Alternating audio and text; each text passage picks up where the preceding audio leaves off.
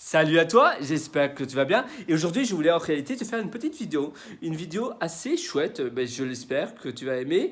On va parler simplement de la suppression de la pollution, pas de la population, qu'est-ce que je raconte, de la pollution mentale. Tu sais, tous les jours, tu as des conversations qui te restent dans la tête. Tu as des personnes qui t'ont dit quelque chose, mais que toi, évidemment, tu es sensible. Et donc, ça t'impacte, ça t'infecte, même si ces personnes-là, peut-être, ne le pensaient pas de cette manière-là. Mais toi, peut-être, tu as interprété une conversation qui va à l'encontre de toi, non mais qui te fait mal.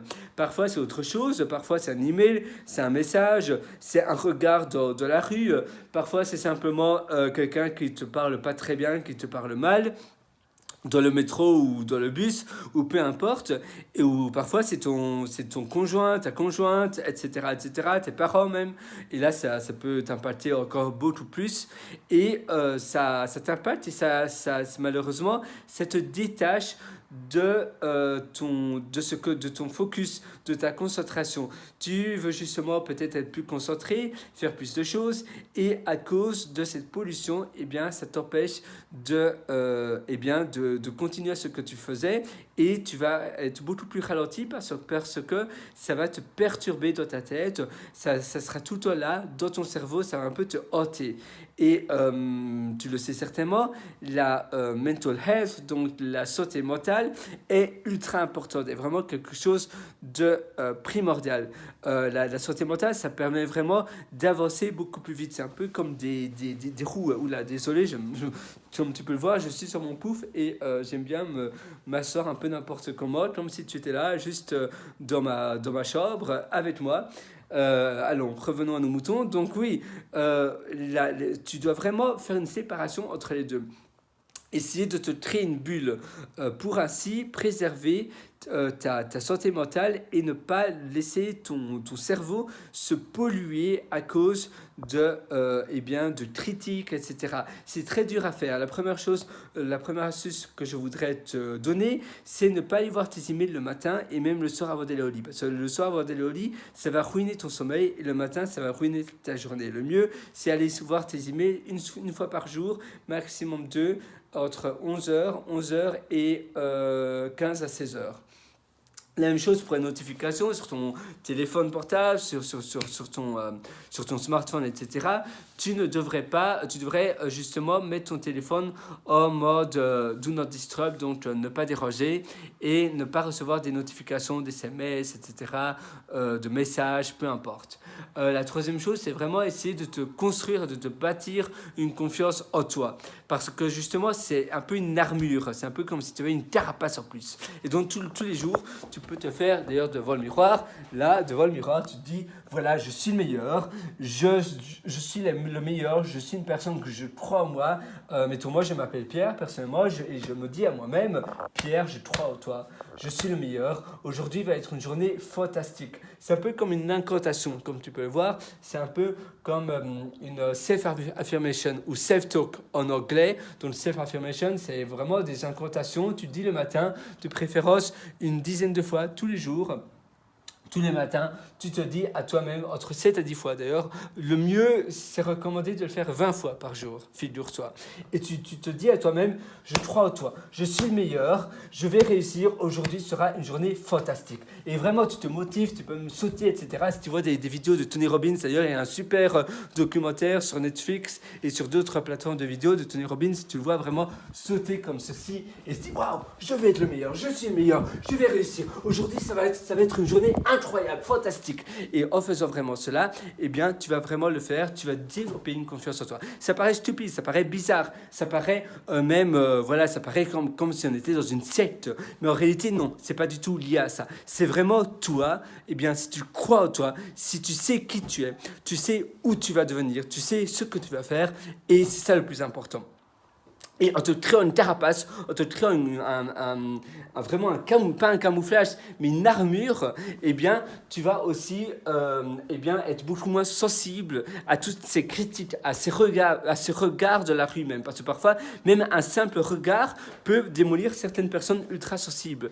Et c'est pour ça que c'est vraiment très important de eh bien, cultiver comme si tu cultives des plantes ou du riz, et bien comme si tu cultives ta confiance en toi. C'est vraiment ultra important. Tu dois vraiment le croire, tu dois le faire au moins pendant un mois.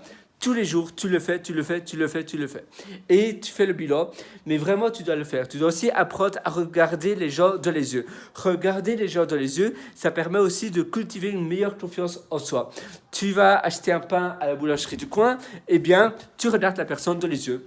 Et tu dois aussi avoir les épaules bien mis en arrière, comme cela, tu vois, et tu dois vraiment te tenir de manière en ayant une confiance en toi. Et vraiment, tu dis, voilà, moi, j'ai confiance en moi, je suis le meilleur, je suis King Kong, et ma journée sera fantastique, je vais la réussir à fond, je vais aider les autres, et les autres, justement, vont être en ma faveur. Parce que si on est tout le temps négatif, eh bien, c'est un peu comme si on renversait le couteau vers soi.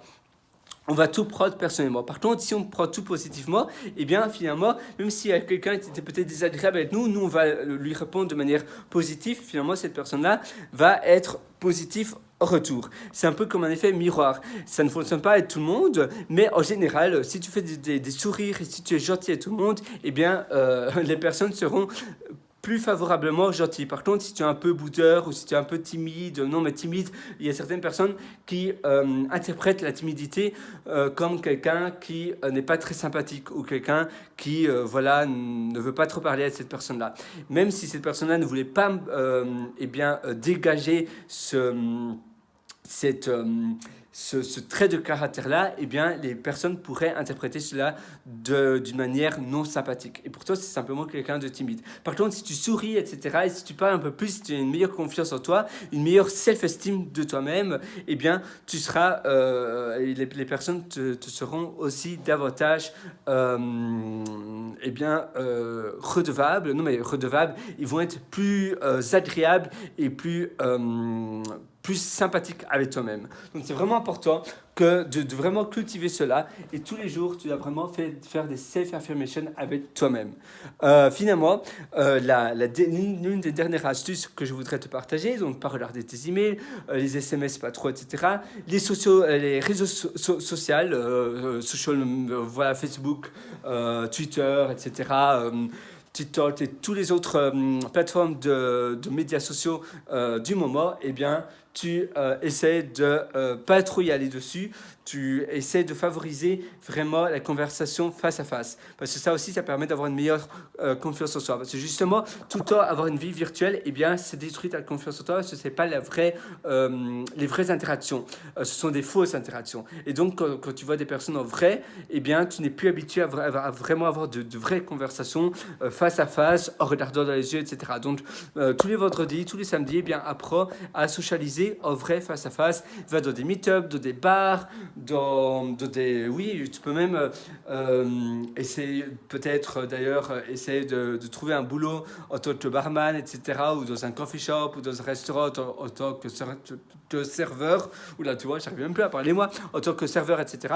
Et ainsi, ça va aussi développer ta confiance en toi.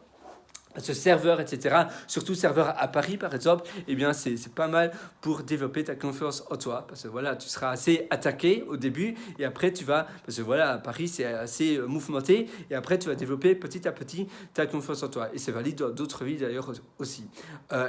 Si tu es barman, etc., c'est pareil aussi, ça va te permettre de confronter ta peur, et de cette manière-là, eh bien, tu vas overcome ta fear, donc ta peur, tu vas dépasser ta peur. Tu peux faire d'ailleurs pareil avec à peu près tout, parce que souvent, en évitant justement la peur, eh bien, c'est simplement éviter le problème, et le problème reste. Il faut justement, l'une des seules manières de résoudre ce problème, c'est de le confronter, et le confronter à tel point que tu seras habitué. C'est un peu comme un vaccin finalement. Parce que simplement l'éviter ou essayer de rendre différent, ça marche pas. Par contre, ça doit venir de toi. S'il y a quelqu'un d'autre qui te force, et bien là, ça n'ira pas. Tu seras forcé par quelque chose de l'extérieur. Ça doit vraiment venir de toi et ainsi ça ira. Mais c'est vrai que le forcement, ça ne va pas. Mais c'est à toi de prendre ces décisions-là, de confronter ta peur et de cette manière-là, ça ira beaucoup mieux. Voilà, j'espère que ça va vraiment t'aider et je te souhaite une excellente vie, une excellente journée, une excellente année, une excellente tout. Voilà, et plein de fun dans ta vie et dans ta journée d'aujourd'hui et de demain, etc., etc. Allez, à très bientôt. Ciao, bye bye.